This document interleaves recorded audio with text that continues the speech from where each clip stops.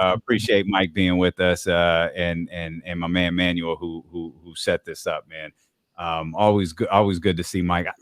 I remember Mike. I remember we did something with the bad guys, and Mike was here. I did this thing with Mike and Vlade and Doug, and Mike was talking then, like, he wanted to coach. Mm-hmm. Mm-hmm. And his AU team was. I remember hearing about them when I was just starting to coach down when I was in LA, and these guys were running roughshod over everybody. So he's been doing the coaching thing for a minute, and like I said, the proof is in the pudding. He's getting these kids to play well. He's getting them to be successful, and to me, it's only a matter of time before he gets another job, whether it's on the college level or in the pros. It's so much about connections, or if he's maybe he's got to get a son on the team so the Knicks can hire him and then bring him on too, like we did with Brunson. I mean, it's it's so weird in the coaching ranks just because it's not just who's most qualified. Sometimes a lot of it is, hey, I got a job. Let me call my boys, put the team back together again. Mm-hmm. So you see kind of groups move together. Like I'm with this guy, so if I get a shot, I'm gonna call you. Right.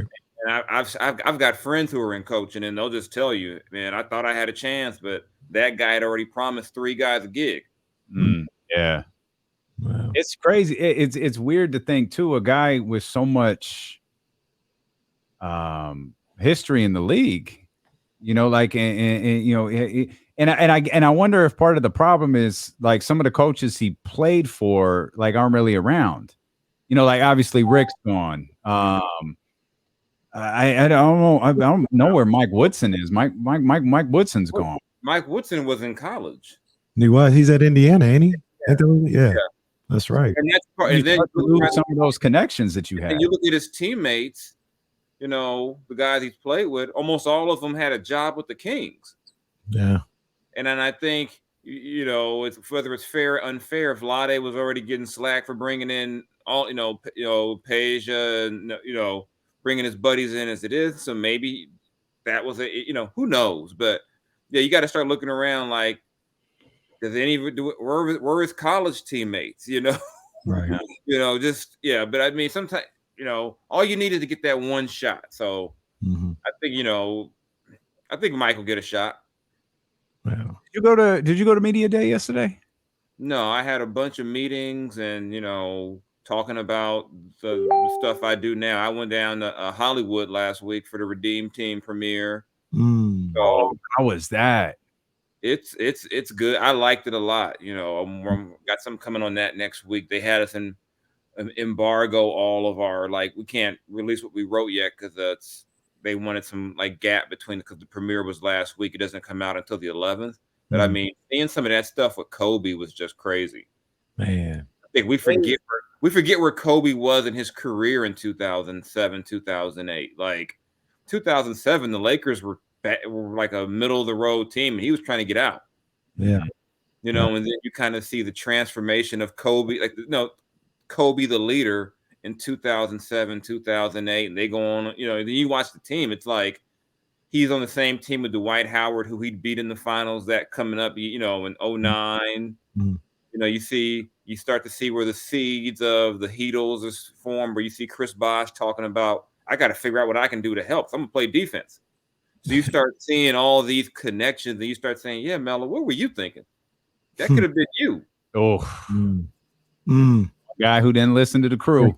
What's always crazy about that, the Redeem Team, and then specifically like that gold medal game, is I think about it like this, like the greatest players that ever played, or at least some of the greatest that ever played, they're looking at Kobe like the greatest.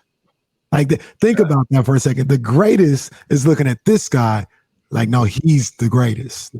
That's just that trip. To realize the level of respect Kobe had as a player, especially to this younger generation. Now we're at the stage where we're getting like the guys who LeBron was their GOAT. We're getting to the. It's crazy because LeBron's still playing, but he's playing against them. But I mean, back then it was. I mean, the way those guys, even talking to Dwayne Wade last week, the way they still talk about Kobe in that experience. I mean, people forget 2008. LeBron wasn't that old. Right. You know, Dwayne Wade wasn't that old. Melo wasn't that old. These guys were still pretty young in their careers. Right. And then he walks in and it's like, oh my, like, oh my God, do we talk to him? Do we look at him? Like, what do we do? It's Kobe. Right. And I think, the way he was revered, and they started filming this in December, or kind of making it in December of 2019. So right before he passed. Mm. So Kobe's in it. Is he in it? No. Oh, no, he's not. Well, they have archive footage of him. He's not in nothing new. Yeah. So, but yeah, they never got a chance to talk to him because he died, about a month later. Yeah. After they started the project. And oddly enough, the part that they talked to Dwayne Wade and interviewed him the day the pandemic shut everything down. Oh, wow. And so they had to kind of put this whole thing together through the pandemic. They all couldn't be in the same place, but I think it came together pretty well. And that's the cool thing about this new gig. I see all the sports docs and everything first. I see everything now. I'm just home watching stuff that comes out next month. Did you finish the one thing on the Redeem team? The internet sent me like into a frenzy when the Powell clip dropped. Oh yeah. I was like, yo, where is this? Like, I thought it didn't come out until next month. I started searching all over the place. It comes out on the 11th. Yeah, but yeah, that whole part of the film is crazy because it's like Kobe's really crazy. They were like, no, you're not going to do that to Powell. You love Powell. He's like, watch me. I respect that, though. I respect that. Have you seen that's that old school mentality? I don't think that'll happen in 2022. But yeah, he was built differently. He was wired differently. Have you seen the end of the Hulu series? Not yet. No, I haven't gotten to the end. I'm dreading it. There's only 2 left, and I know what one of them is going to be about. So I'm like, I'm dreading these last 2 episodes. I think episode 9, just by the timing of it, will be the 2 championships. Mm-hmm. Probably, the Kobe and Powell championships, and I guess the last one is, what we all know it is, and then LeBron. Yeah, it's going to be that and them getting the last chip. I think it's because even talking at the Redeem team, talking to people around the league, it's still tough people to talk about Kobe. Like Dwayne, it's still tough. He said even in the making the film, that was tough. It's still tough talking about him because I think in a lot of ways we know he's gone, but it's kind of hard to believe he's gone. Mm-hmm. So he said that was real tough. Dwight said it was tough, just that, because they had such a long history and then he's gone. And then he's gone and then we go into a pandemic. So some of the normal stuff, maybe you grieve as a group over time. We got that shut down in March. Right. Yeah. So so it's been it's like I said, I think everyone's going to enjoy the Redeem team. Like I had forgotten little details. I knew they did bad in 2004, but the way they were getting talked about after 2004 was just, I forgot they were like David Letterman fodder. Yeah, like dogs. They was talking about my boy AI and Marbury, like dogs, man. It was all bad. Larry Brown, because Larry Brown was like he gonna play the vets. Remember Baby Shaq? Yeah, from Greece, right? Or Greece. Greece. Was, Baby Shaq. He was like, I forgot about they showing Baby Shaq's running through Greece. Not for Greece, but he's playing for Greece, running through Team USA. Yeah, I was like, wow. Yeah. Hey, Jason, real quick before we get out of here, I know you didn't go, but did you like Media Day when you would like cover it all the time, or were you kind of annoyed by it after a while? It got old. I was like, no one's going to say anything. The craziest Media Day, of all the ones I went to, the only one I distinctly remember is the one where, as we're leaving Arco, Vivek stops and says, hey, come back. Last season was about fixing the culture. The culture is fixed. Now it's about making the playoffs.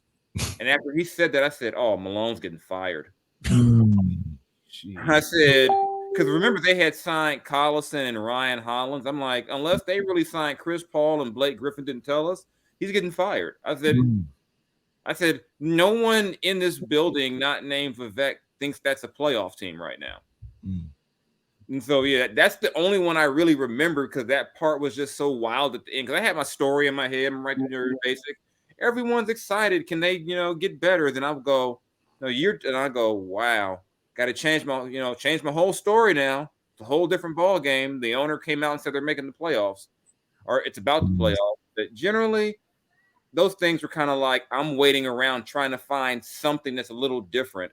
But it's kind of hard because everyone's getting shuttled around and pretty much it's just kind of a mass-produced, generalized quote fest. And they're probably over the whole process because they've been standing in front of white screens or green screens or black screens for the last 3 hours. They've had their picture taken 4,000 times. Oh, yeah.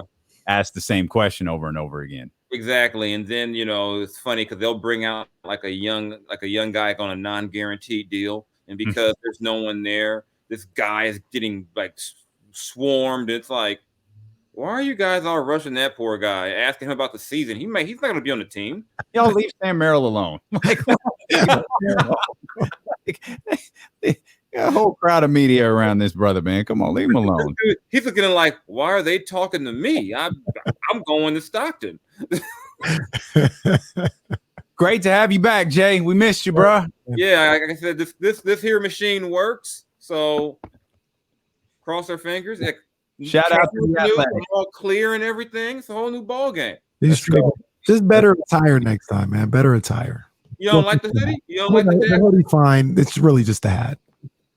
I'm offended by your mixing of sets with your hat and shirt. My folks in LA wouldn't appreciate that. We appreciate you, Jay. Thanks, bro. Right, take care. Jay